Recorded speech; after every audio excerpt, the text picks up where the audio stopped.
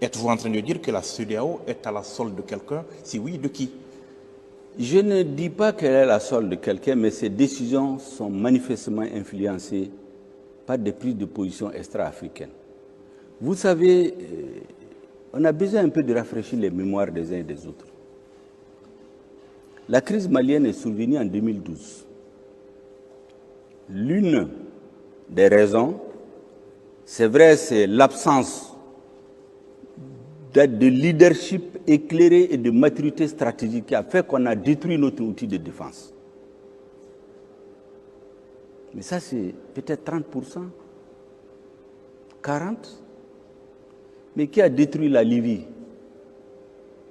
pour répandre les armes partout, pour amener des mercenaires de Libye, pour dire allez-y, coupez le Mali en deux?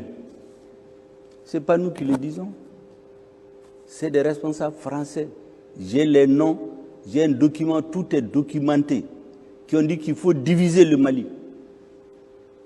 Vous avez des responsables des anciens mouvements rebelles qui disent clairement que c'est la France qui leur a dit on va diviser le Mali, vous donner l'indépendance. Mais qu'ils ont compris plus tard que la France voulait les utiliser pour affaiblir l'État malien et faire ce qu'elle veut. Mais passons sur ça. Le président est tombé. La CEDEAO, vous savez, elle parle de forces d'attente aujourd'hui pour nous intimider. Ceux qui veulent nous intimider, notre peuple et notre armée les attendent de pied ferme. Mais en 2012, il y a eu un sommet de la CEDEAO à Dakar, à l'investiture du président de mon frère Macky Sall. À ce sommet de la CEDEAO, comme par hasard, surgit le ministre des Affaires étrangères de la France, Alain Juppé. Et quand la CEDEAO décide d'une force d'attente de 3000 hommes pour libérer le Mali, M. Juppé dit non, mais 3000 hommes c'est trop par rapport à 500 combattants irrédentistes. Vous avez vu? On continue. Le Mali et la CEDEAO, à travers l'Union africaine, demandent la création d'une force internationale qu'on appelle la MISMA, créée par l'ONU. Vous savez ceux qui ont commencé à dénigrer la MISMA? C'est les diplomates français, les écrits existent. On a fait traîner les choses. Quand on a constaté l'absence des capacités de la MISMA, on a créé la MINUSMA. Qu'est-ce qui a été dit à la création de la MINUSMA? Allez-y, la résolution. On est venu nous dire après que les opérations de maintien de la paix, ce n'est pas pour faire la guerre. Mais quand on l'a mené, qu'est-ce qu'on a dit aux Maliens? C'est pour les aider à lutter contre le terrorisme. Mais je passe sur ça. L'opération Serval, quand c'est intervenu, le 11 janvier, qu'est-ce qui a été dit? 3 objectifs par le président français, repris par son ministre de la Défense. Premier objectif, détruire le terrorisme. Deuxième objectif, aider à restaurer l'intégrité du territoire malien. Troisième objectif, appliquer les résolutions des Nations Unies. 8 ans après, aujourd'hui on est en 2022, donc ça fait 9 ans après. L'intégrité du territoire, disons le terrorisme au lieu d'être détruit, il a quitté l'extrême nord pour prendre 80% du pays. L'intégrité du territoire à la date d'aujourd'hui n'est pas rétablie. Les résolutions des Nations Unies changent chaque année, au point que cette année, nous nous sommes opposés à une résolution. Donc vous tirez vous-même la leçon. Mieux,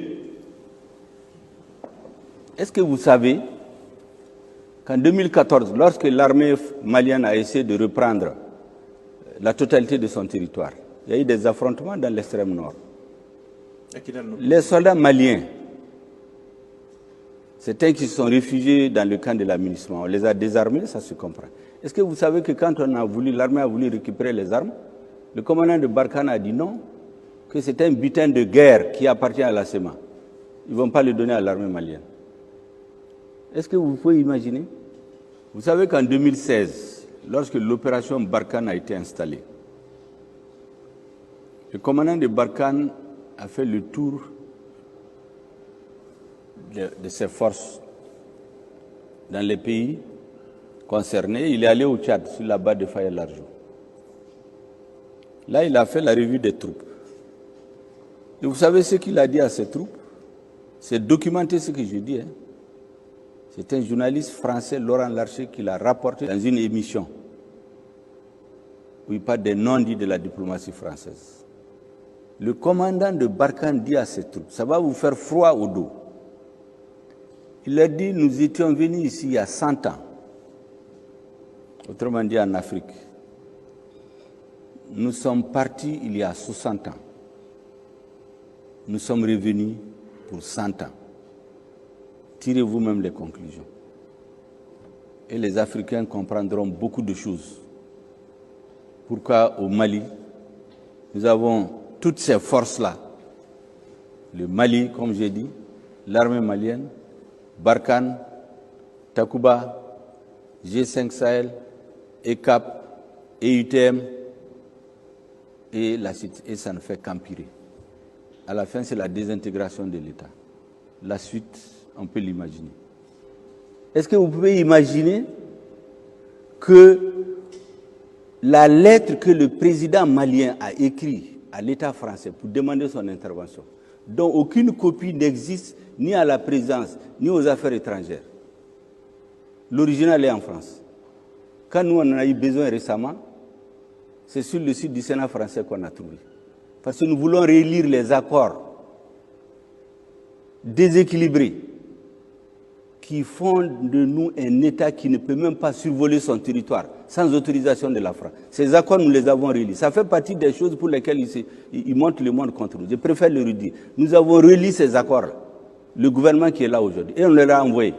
Donc, je continue. Le 17 novembre 2015, le commandant de Barkhane a tenu une conférence de presse ici, où il a accusé les mouvements signataires. Il dit que certains ont les pieds avec les mouvements terroristes